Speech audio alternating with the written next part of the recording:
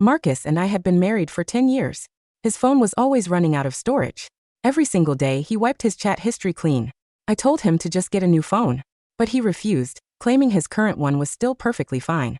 I actually believed him. But while he was busy deleting my texts and forgetting my birthday, he kept over 2,000 photos of his female coworker in his gallery, including shots of them at a Halloween theme park. At that moment, I finally realized it wasn't that his phone didn't have enough space. It was that I didn't deserve to take up any of it. On my birthday, after 10 years of marriage, Marcus came home late from work. He looked at the empty dining table, completely dazed. I looked back at him, equally shocked. "Where's the cake? I thought you said you were cooking tonight? You didn't even buy groceries?" Marcus slapped his forehead. "I'm so sorry, Chloe. I totally forgot. I'll go run to the store right now." All the excitement I had built up over the afternoon instantly dissolved into nothing. I felt utterly defeated. "Forget it, it's too late. Let's just order DoorDash." "Marcus, seriously, why don't you just upgrade your phone? You're constantly clearing your chats." I complained, looking at him. Marcus immediately sent me a $1,500 PayPal transfer. "I'm really sorry, babe. My phone is still fine, but you should get a new one. Take this and buy whatever you want." Hearing this, I gave him a reluctant smile. "Go take a shower. I've got some steaks in the oven, and I'll order a few more things. Let's just have a feast at home tonight." Marcus pinched my cheek gently and headed to the bathroom. While waiting, I got bored and started browsing the latest phone models on my own phone, thinking I should still surprise Marcus with an upgrade. Wanting to compare prices, I picked up Marcus's phone to see if his shopping apps were showing different deals. But the moment I unlocked it, a system notification popped up. "Storage full. Clean up junk files now." Without thinking, I tapped into his photo gallery, intending to delete useless screenshots for him. What I saw next made my blood run cold. There were 2,438 photos sitting quietly in his album. And without exception, every single one of them featured the same face. His coworker, Amber Sterling. The earliest photos dated back to a year ago. Every picture was perfectly angled, capturing her looking incredibly soft and beautiful. There were even candid shots of her turning around and laughing at the camera. The most recent photos made me physically tremble. It was a selfie of Marcus and Amber, their faces painted with bloody red makeup, wearing matching devil horns on their heads. The background was clearly the Halloween Horror Nights event at the theme park, taken just a week ago. I remembered that day perfectly. It was our daughter Lily's parent-teacher conference. I was out of town on a business trip and couldn't make it, so I asked Marcus to go. Later, the teacher emailed me saying no one showed up. When I confronted him back then, he claimed he had to work overtime and forgot about it because he had cleared our chat history. I had to call the teacher to apologize profusely, and the moment I got back from my trip, I rushed to her school to smooth things over. Marcus had acted so guilty, even buying Lily an expensive Lego set to make up for it. But I never would have guessed that his overtime was actually a date at a theme park with his coworker. Looking at these photos, I pictured my little girl standing alone in the classroom, confused and abandoned. A wave of fury washed over me. I wanted to drag him out of the shower right now and scream in his face. No wonder he cleared his chats every day. It was never about storage. It was about leaving no paper trail. And because he trusted me blindly and assumed I'd never snoop, he boldly kept the evidence right in his gallery. The doorbell rang. The food delivery had arrived, snapping me back to reality. I took the food, called Lily to wash her hands for dinner, and sat on the couch to put his phone back exactly where it was. After a few deep breaths, I decided to play dumb. Marcus was so sure I'd never check his phone. He had kept his texts clean, leaving the gallery out in the open like it was nothing. But even the most careful liar makes mistakes, especially when they grow arrogant. He was stepping all over my dignity, treating both me and our daughter like we were invisible. Fine. If that was how he wanted to play, I would make him regret it. I would make him pay until he lost absolutely everything. After Marcus came out, we ate dinner as a family. Later that night, he made an excuse about reviewing some work files and locked himself in the study. I opened my phone and searched for Amber Sterling along with their company's name. It didn't take long for the algorithm to lead me straight to her TikTok profile. When I clicked on it, I found hundreds of videos. Almost all of them featured Marcus. Unintentional glances, feeding each other food. Marcus was probably still trying to be somewhat cautious. In many of the videos, only the lower half of his face was visible. But anyone who knew him could easily recognize the distinct mole on his chin. Amber's captions were even more sickening. Marcus said he wishes he could go back 10 years just so he could be the one driving me to school every day. I'm dead. Marcus got me a holiday gift today, and he even bought me all the gifts he missed from previous years. A client was being difficult today, and Marcus totally stood up for me and threw a punch. So hot. Seeing this, a memory flashed in my mind. 6 months ago, I received a call from the police station late at night, saying Marcus had gotten into a physical altercation. By the time I rushed over, The situation was resolved, and Marcus was comforting a young girl. He seemed flustered when he saw me, explaining that some creep was harassing his colleague, so he had to step in. Amber even thanked me back then, saying how much Marcus had helped her. She even treated us to dinner afterward. Looking back, it was laughable. It wasn't him being a good citizen. He was just playing the hero to rescue his little damsel in distress. And I, like an idiot, thought my husband was a man of integrity, even helping them curse out that terrible client. I scrolled down further and found the video of Amber and Marcus at the theme park. Her caption read, "Halloween preview night. Marcus took me out to play. Since we were short on time, he promised he'd take me again on actual Halloween night." I checked the date. A plan quickly formed in my mind. The next morning, Marcus did something highly unusual. He got up early and made breakfast. At the table, I casually brought up Halloween. "Let's go to the theme park for Halloween. I saw on Instagram that everyone's going." Marcus rejected the idea immediately. "No way. It's going to be packed. What if Lily gets lost in the crowd?" Lily looked down, her face filled with disappointment. Marcus patted her head, trying to soothe her. Seeing her sad face, I pressed on. "But we can just go for a little bit. There are so many fun rides. It'll be a good way to relax. Besides, the next day is Saturday." Hearing this, Lily looked up. "Yeah. Can we please go, Dad?" I looked at Marcus. He frowned and sighed. "Fine. If you guys want to go, we'll go." Lily and I smiled at each other. I knew exactly what he was planning. He was going to use his old trick again, pretending he forgot because his chat history got deleted. I didn't say anything else and simply nodded. When Halloween arrived, I sent Marcus a text right before leaving work, specifically reminding him, "Don't delete your messages. We'll meet you at the entrance." Marcus replied with a simple "got it," and nothing else. I knew what that meant. He was gearing up to play the "I got too busy and forgot" card again. Sure enough, when I opened TikTok and searched Amber's account, she had already posted a video of them in his car. "Marcus is taking me out for Halloween. Tonight belongs to just the two of us." And the comments section was filled with envious users. "Oh my god, he's such a green flag. Honestly, your guy Marcus is so handsome and successful. Is he really single? How did you snag such an amazing man?" Amber replied in the comments, "It's called destiny. Marcus has been focused on his career all these years, which is why he was single. We are the perfect partners. Who cares if office romance is against the rules? Marcus is willing to risk it all to be with me." As the comment section showered her with envy, I logged into my burner account and left a comment. "Your boyfriend has a wedding ring tan line on his finger. Isn't he married?" Amber replied almost instantly, "He's a man of charm. The woman he lives with is not the love of his life." The internet immediately caught on. "Wait, so he is married? You're a side chick." I knew a guy this perfect wouldn't just be sitting on the market. Being a proud homewrecker is disgusting. Amber quickly deleted all the negative comments, but I was fast enough to screenshot every single one of them. "Amber, you probably have no idea how much society detests homewreckers. Your desperate deletion of comments only proves one thing. You are insecure. You know your relationship is dirty, yet you proudly parade it. That just shows how cheap you are." I took a deep breath, kept my mouth shut, and drove my daughter straight to the theme park. Just as we arrived, my phone rang. It was Marcus. "Chloe, I just remembered I ordered some expensive steaks on Instacart, and they're being delivered right now. You need to go home and put them in the fridge or they'll spoil." My heart cold hardened. Marcus would never buy groceries at a time like this. His only goal was to drag me back home, so he could enjoy his night with Amber. "Okay, I got it," I said. Maybe my voice sounded too calm, because he suddenly hesitated. "I actually have some urgent work to finish tonight, so I might not be able to join you guys. But don't worry, I'll make it up to you and Lily next weekend." "I understand." I hung up and checked our Ring doorbell camera app. The delivery guy was indeed there. I texted my neighbor, asked him to grab the box for me, and sent him $20 via Venmo to say thanks. Then, I walked into the park with my daughter. Nothing was going to stop me tonight. I was going to make sure Marcus learned that actions have consequences. At the same time, my divorce attorney sent over the draft agreement. I had compiled all of Marcus's financial statements, along with screenshots of all the expensive gifts Amber had boasted about on TikTok. Those gifts were bought with our marital assets. I forwarded everything to my lawyer. All that was left was to serve him. The park was crowded. After dressing Lily up in a cute little devil outfit, we held hands and walked through the park. I took tons of photos of her, and some of myself. Our family of 3 was split into 2 teams tonight. In Amber's eyes, a wife like me didn't deserve to be here because I was no longer young and fresh. But who decided that having fun was only for the young? Using Amber's real-time TikTok posts as a map, I tracked their location. Lily was having a blast and I bought her some cotton candy. Just as we were looking for a staff member to take a photo of us, I saw them. Not even 10 feet away. Amber was wrapping her arms around Marcus's neck, kissing him while posing for a photo. Lily saw them too, She froze. Dad. Before I could stop her, she ran over. Dad.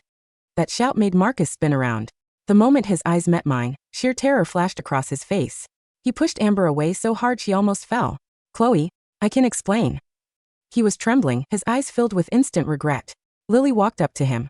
Dad, didn't you say you had to work overtime? I stood there, a cold smile on my face. I walked up and slapped him hard across the face.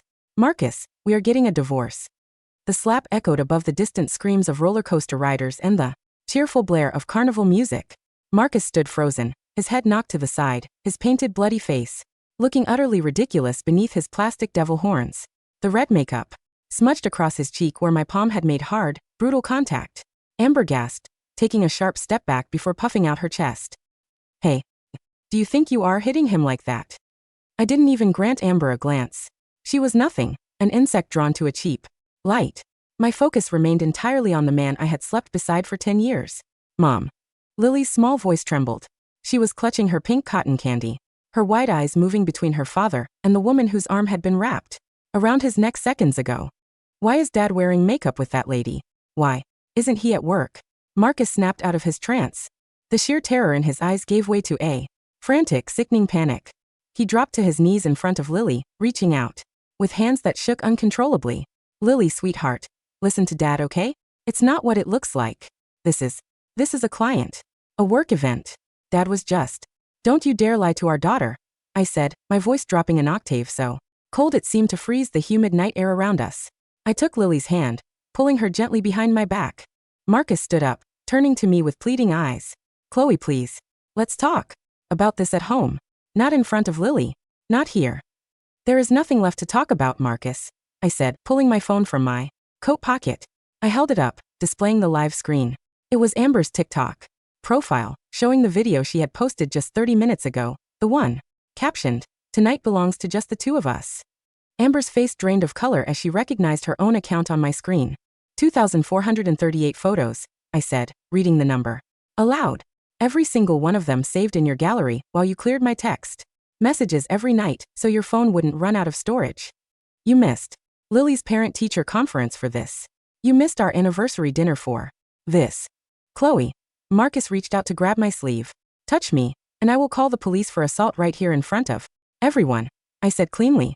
He pulled his hand back as if burned. Enjoy your Halloween, Marcus, I added, looking him dead in the eye. Because when you come home tonight, the locks will already be changed. I turned on my heel, tucked Lily close to my side, and walked toward the exit. Behind us, I heard Amber's shrill voice cut through the crowd. Marcus. What? Does she mean 2,000 photos? Have you been keeping a file on me? Followed by Marcus's desperate, furious roar. Shut up, Amber. Just shut the hell up. I didn't turn back. I held my daughter's hand, feeling the quiet, steady strength returning to my bones. The decade of blind trust was over. The war had officially begun. By the time I drove back to our suburban home, it was nearly 10 p.m. Lily had fallen asleep in the back seat, exhausted from the emotional shock. I carried her upstairs, tucked her into bed, and kissed her forehead. Mommy's going to fix everything, baby, I whispered. I promise. Downstairs, a locksmith was already at work. By 10:30 p.m., the front door had a brand new electronic deadbolt, and 2 large black contractor bags sat neatly on the porch. Inside those bags were Marcus's designer suits, his shoes, his cologne, and his golf clubs. I sat on the living room sofa, a glass of ice water in my hand, watching the driveway through the Ring camera feed on my phone. At 11:15 p.m., headlights flashed across the window. Marcus's Audi pulled into the driveway, stopping abruptly. He practically threw the driver's door open and ran to the front porch. He tried to punch his usual code into the keyless entry pad. Beep, beep, beep. Error. He tried again, his movements frantic. Error. Panicking, he began pounding on the heavy oak door. Chloe, open the door. Let me in. We need to talk. I didn't move from the couch. I simply opened the Ring app and activated the speaker on the front porch camera.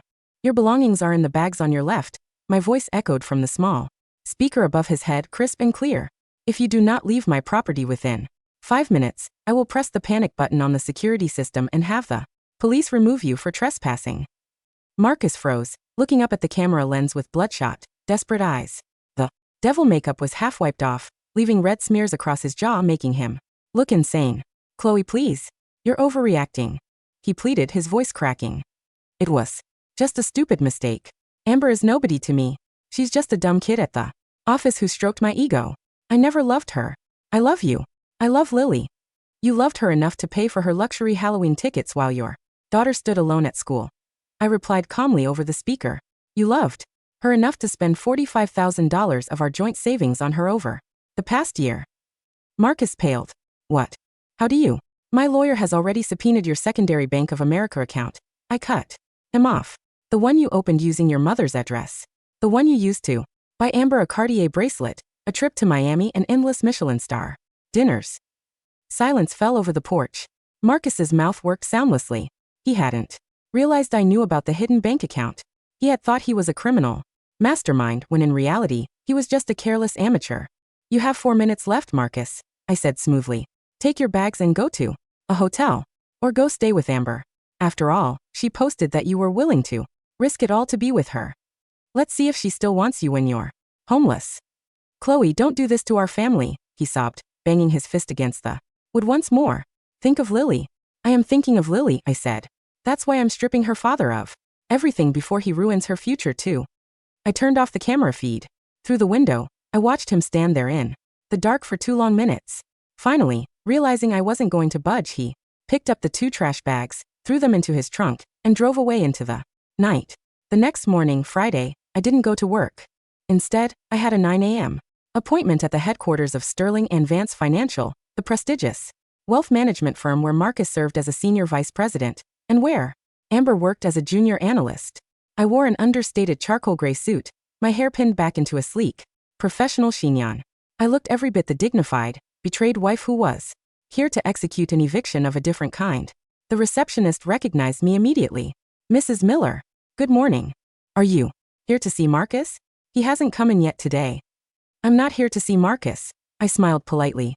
I have an appointment with Mr. Vance and the head of human resources, Ms. Gable. 5 minutes later, I was seated in the glass-walled executive conference room. Arthur Vance, the managing partner and Marcus's longtime mentor, sat across from me looking concerned. Beside him was Sarah Gable, the sharp-eyed HR director. Chloe, what's going on? Arthur asked gently.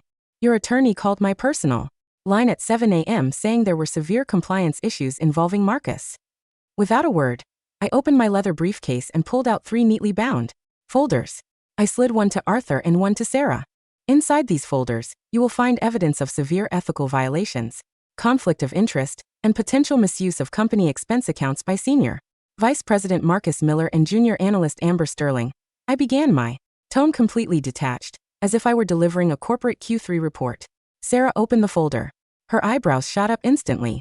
The folder contained 1. High-resolution screenshots of Amber's public TikTok account, featuring Marcus in dozens of videos, explicitly mentioning that he was her supervisor, and was using his position to defend her against clients. 2. Receipts showing that Marcus had expensed 3 luxury dinners, totaling over $3,000, as client entertainment, on dates that matched Amber's TikTok posts, celebrating their anniversary dinners. 3. Screenshots of Amber boasting online. Who cares if office romance is against the rules? Marcus is willing to risk it all to be with me. 4. A formal notice of a pending marital dissolution lawsuit, citing dissipation of marital assets through corporate funds. Arthur's face turned from concern to thunderous red as he flipped through the pages. He used corporate expense cards for a junior analyst? Arthur's voice shook with rage. In our firm, where we manage high-net-worth family trusts, Sterling and Vance has a zero-tolerance policy on undisclosed manager-subordinate relationships, Sarah added, her eyes cold, especially when company funds are weaponized to facilitate the affair. This is a massive liability. I am not here to sue your firm, Arthur, I said smoothly, leaning forward. You have been a friend to our family for years, but I am filing for divorce and my legal team will be auditing every single expense report Marcus submitted over the last 3 years. If there are fraudulent corporate filings, he will bear full personal liability. I suggest you protect your firm before my auditors arrive. Arthur closed the folder with a heavy thud. He looked at me with deep sympathy, mixed with profound respect. Thank you for bringing this directly to us, Chloe, Arthur said sternly. Consider it handled. Just as I stood up to leave, the glass door of the lobby opened. Marcus walked in, wearing the same clothes from yesterday, looking disheveled, exhausted, and holding a paper coffee cup. Amber was walking right behind him, wearing an oversized blazer, looking anxious. When Marcus saw me walking out of the HR conference room, his coffee cup dropped from his hand, splashing hot liquid all over the marble floor. "Chloe," he squeaked. Sarah Gable stepped out behind me, her voice cutting through the quiet office like a razor blade. "Marcus Miller, Amber Sterling. My office. Right now." By 2 p.m. that afternoon, the news had spread through the local finance community like wildfire. Marcus Miller had been placed on indefinite, unpaid administrative leave pending a full forensic audit of his expense accounts. Amber Sterling, being an at-will junior employee who explicitly posted about violating company ethics policy, was summarily terminated on the spot and escorted out of the building by security guards carrying her things in a cardboard box. I was sitting at a quiet cafe near my lawyer's office when my phone began blowing up. It was Amber. She was calling me from an unknown number. I picked up and pressed record. "Hello. You psycho bitch." Amber's shrill, sobbing voice exploded through the speaker. "You ruined my life. They fired me. They walked me out in front of everyone. Career in finance is completely over." I took a slow sip of my iced latte. "You posted your affair on TikTok for thousands of people to see, Amber. You ruined your own career. I just gave your bosses the link. Marcus is going to hate you for this," she screamed. "He told me you were a boring, dried-up housewife who brought nothing to his life. He loves me. If he loves you so much, why don't you go ask him for a loan?" I replied coolly. "His personal bank accounts have been frozen by the family court as of 12 o'clock today. He doesn't have a job, he doesn't have a house, and he has to pay me back $45,000 for every cent he spent on you.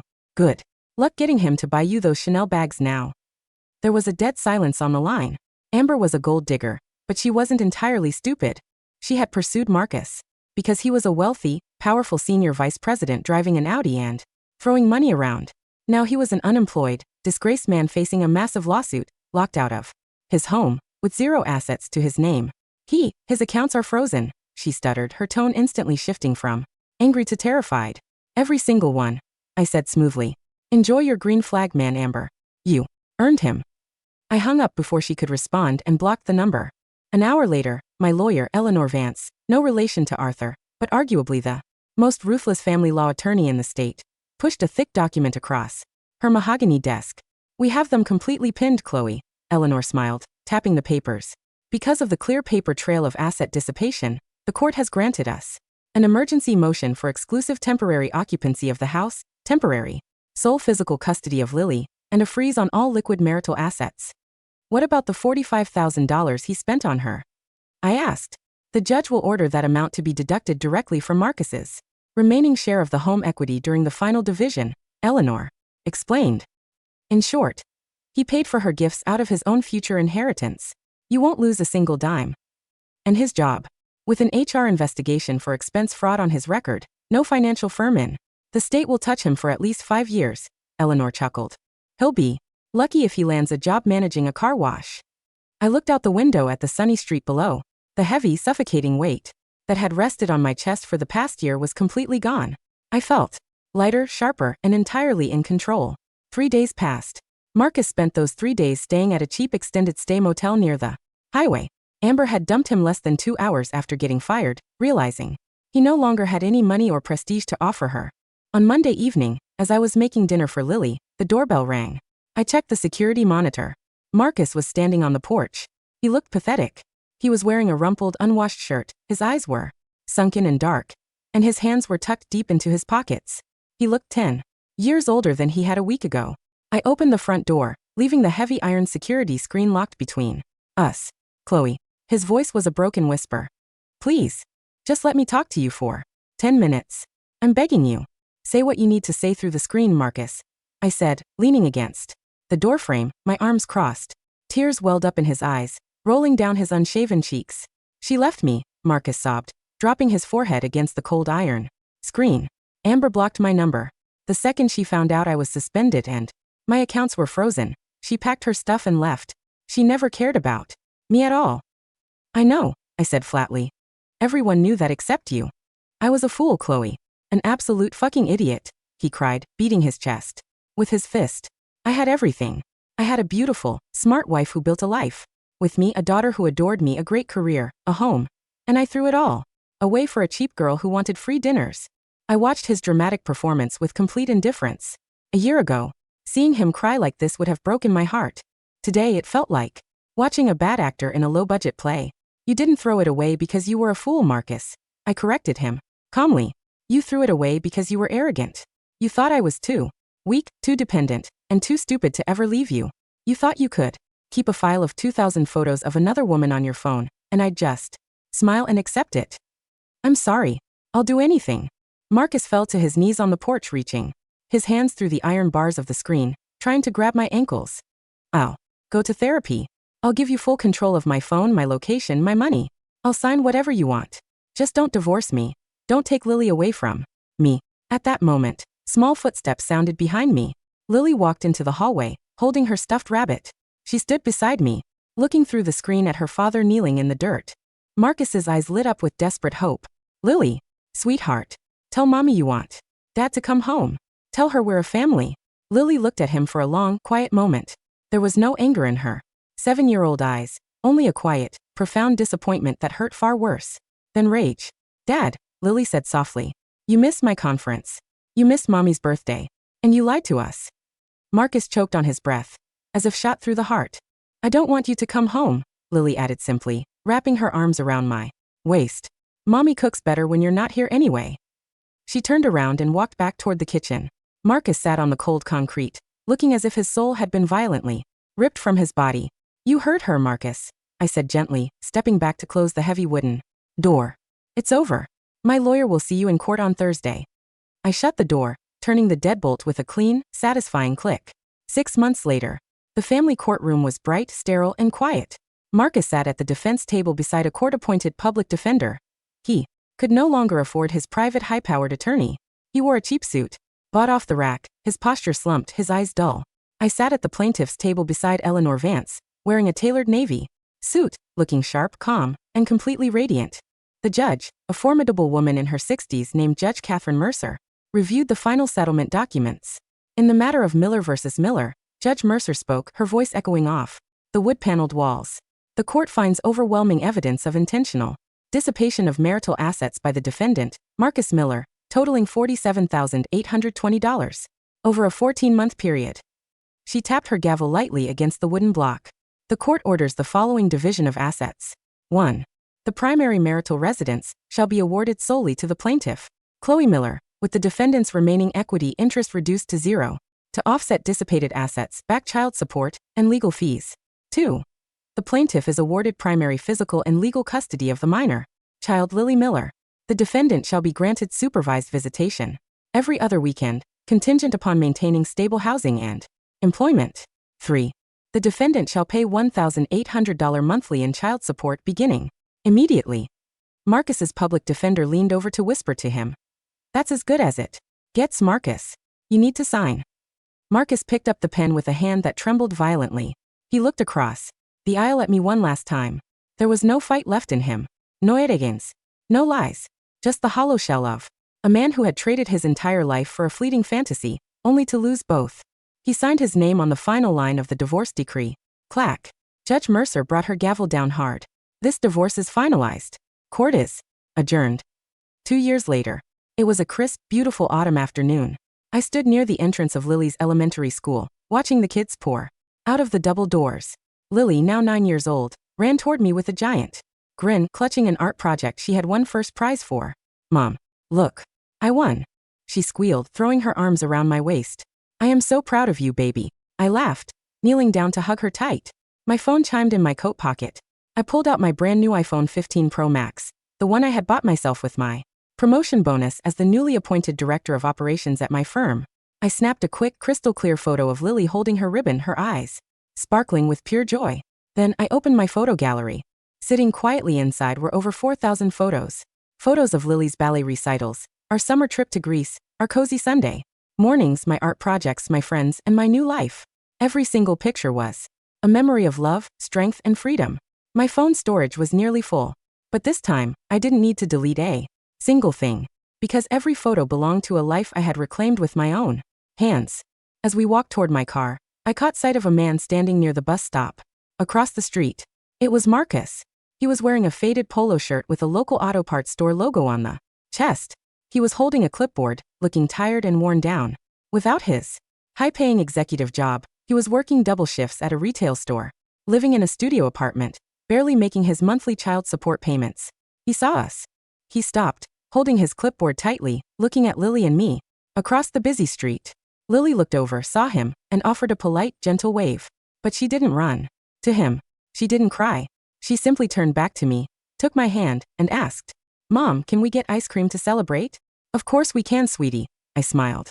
I unlocked my car, helped Lily into her seat, and got behind the wheel. I didn't look across the street again. Marcus Miller was no longer a chapter in my book. He was merely a footnote from a life I had long since outgrown.